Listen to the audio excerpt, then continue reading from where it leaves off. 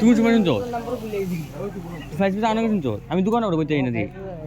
আমি five piece number ভুলেছি জিরোতে 85 কত জানি পরে বুঝছি তো আমি জানি তো মন থাকে না তো সময়